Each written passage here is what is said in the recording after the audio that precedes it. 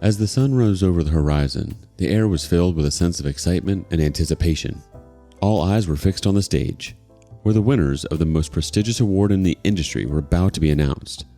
Among the sea of talented individuals, there was one person who stood out above the rest, a true champion who had worked tirelessly to achieve their dreams.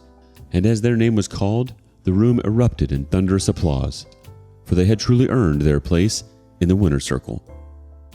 The saga continues with OP and his family. My parents and Dan were back sooner than I thought, and they wanted money this time. This will not surprise some people who commented on my previous posts, because my parents did some of the exact things they said they would, which was wanting either my money or my signature.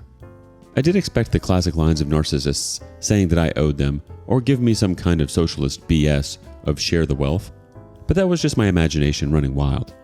The ensuing situation was somewhat familiar to that, but much more tame, I guess you could say. They seemed to know not to push me too far now, and were mostly aiming for pity. It began when my parents recently got in touch with me through social media and asked for a meeting in a public place of my choosing. It just screamed trap, but I wasn't afraid. In fact, I was amused. They know I'm not to be effed with anymore, so I could only wonder what they wanted this time. I picked a local restaurant that may have a name of an olive and a garden in it, and we met up there. Dan was with them, but he kept his mouth shut most of the time. We had awkward greetings, ordered some drinks, and then cut to the chase. My parents begged me to help Dan get his own apartment so he could finally move out. Apparently, Dan's credit isn't so great. Gee, I wonder why. Could it be his wife regularly spends him into a hole? Well, they asked that I help by either supplying some capital or by co-signing for their apartment and helping to pay for the rent for it. I simply said no to both. That's when Dan spoke up in anger and yelled at me that I have so much and I don't have a family to support like he does. He needed my help, and I should be sparing the money for his family since I don't have one myself. I laughed and asked where they were when I needed their help. Oh, that's right. They were pointing and laughing at me for being homeless. Or should we go further back to my childhood? I'd love to delve into that with plenty of ears to listen in around us. My mother grabbed my hand and begged me not to speak of any of it. My father and Dan both just looked away and said nothing. Pretty sure they wanted to say something like they used to at me, but held their tongues. I asked them if they thought I was rich or something, and their looks said it all. And when I told them I don't have that kind of money, they looked at me like deer in headlights. I broke it down about how much I'd managed to save for the down payment of my house, and the way I had to live and work in order to save that much so fast, and then how I spent nearly all of it on the down payment of my house. I'm still in financial recovery. I did have monthly income to spare, yes, but most of it was going right into my savings. I asked Dan what his yearly salary was, and when he told me, I pointed out that it was actually a bit higher than mine. I then loosely broke things down in rough math in front of my parents on how about 70% of my income goes to my mortgage, insurance, gasoline, internet, phone, food, and other bills. And then there's maybe 30% of that left at most that I can put into savings. And I need that money saved to get back on my feet in time. And I have to make sure I have savings to fall back on. My truck is from the 90s. If it were to break down, I need money to either fix or replace it. And there's other things one would need a rainy day fund for, like home repairs, doctors, taxes, lawyers, or anything in general you'd need quick cash for when it's a sudden unexpected expense. So, as you can see, I just can't spare money for Dan. And I also refuse to co-sign for anything, as that would leave me on the hook for any bill Dan couldn't or wouldn't pay. Then I pointed out that that's likely why my parents didn't co-sign for Dan's apartment themselves long ago, and my mother just started crying again. I was pretty much one step ahead of them in all of this. I'm not an ATM, and I'm not a fool, and I stated that right to their faces. I expected my father to become angry with me like he always does, but this time he just, didn't. I've known this man to explode on me for the slightest provocation of not enabling my brother all my life, but this time he just didn't do that. There wasn't even a sneer on his face. The only way I could describe the look he had was regret and defeat. Maybe regret for being a crappy parent, or maybe regret because he can't bully me around anymore. Who knows? Either way, my parents couldn't really argue with me, and I wasn't about to give them any money. Dan just got up and said this was all just a waste of their time, and that he was leaving. My mother started apologizing for him, but Dan still wanted to leave. Then, just to kill them with kindness, I offered to buy them a round of unlimited soup and salad while we were all there. I guess they couldn't turn down the free food since we hadn't ordered anything but drinks yet, and they stayed. I went out of my way to talk about anything other than money. Dan remained quiet and was either eating his food or looking at his phone. But my parents just awkwardly talked with me. They brought up that they've recently joined a local Christian church and that they'd already been going for the last 2 weeks. I said, good for them. And they, of course, started trying to advertise that they'd like me to go too. I simply said no thanks, and they were smart enough not to push further. When the meal was finished, Dan left a $10 bill on the table for the tip and walked off without saying another word to me or anyone. My mother just excused his behavior, and we all parted ways. That was about it. Not nearly as much drama as I thought there'd be, but this is still far better than how things used to be with my parents and brother. As for sister-in-law, well, she's been regularly complaining online about my parents. She really doesn't seem to like the fact that she's not queen bee of their house, and I think her toxicity is finally getting to them. Why else would they be so desperate to come crawling back to me? Sister-in-law actually wants my parents to move into a camper like I had to do in order to make space in the house. And she's being told no every time. She does seem to have a following of Karen-minded people like her though, because here and there I get messaged by someone I don't know that are intent on raging at me for not giving up my house for sister-in-law. I don't bother to argue with these people anymore. I just block and move on. Though there was one persistent troll who had my phone number, and they call from a different number every time. Yes, it seems to be the same person who called me to say I need to make way for a real family man like Dan, but I could care less. The calls, though, seem to have slowed down, if not maybe stopped, because I made it clear to that person that they were only amusing me by keeping this up so long. The last time they called was around the beginning of the month, and it's been silence from them since then. Let's see how the community handles the new update. Emerit Lee says, "Thanks for the update, OP. I'm fascinated by your vile family and your incredible strength of character. I've got my fingers crossed for the update when your parents sincerely apologize for everything they've done. I think Dan and sister-in-law are lost causes, but maybe, just maybe, the parents could own their crap.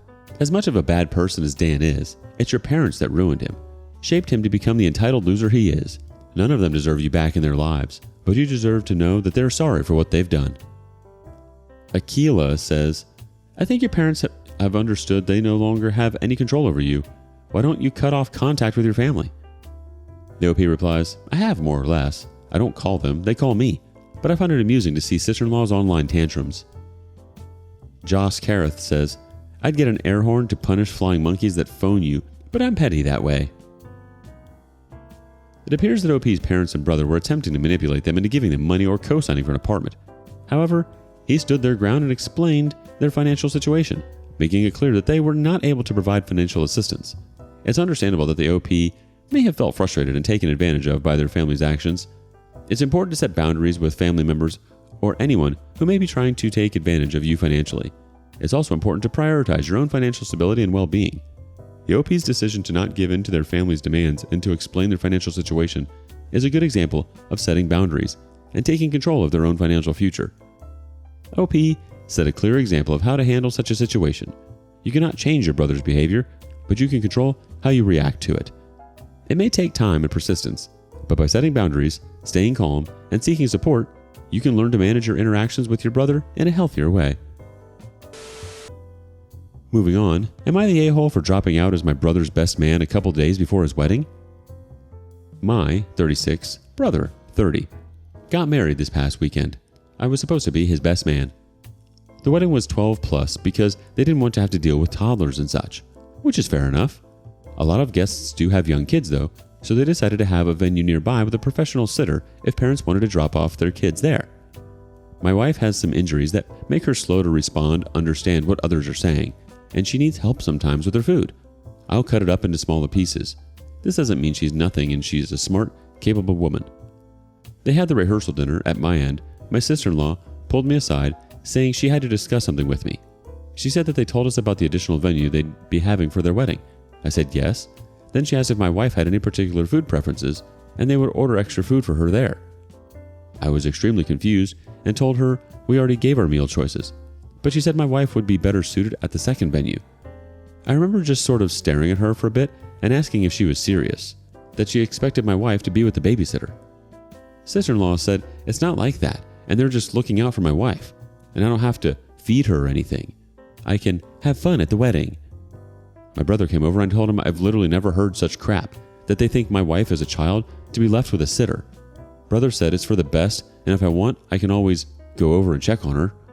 I told him if this is the way they're treating my wife, I have no desire to be part of their crap show, and dropped out as best man.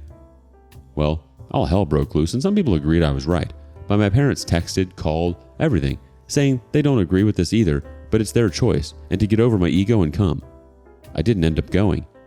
I did hear they got one of the groomsmen to give a speech, and overall it was fine, but my brother sent me a text saying he expected better from me. I replied back saying I expected better from him. My sister-in-law sent a long freaking text that I ruined their big day on purpose and made them look bad. It's clear that the poster is not the a-hole in this situation. The way the brother and sister-in-law treated the OP's wife is completely unacceptable, and they had every right to drop out as best man.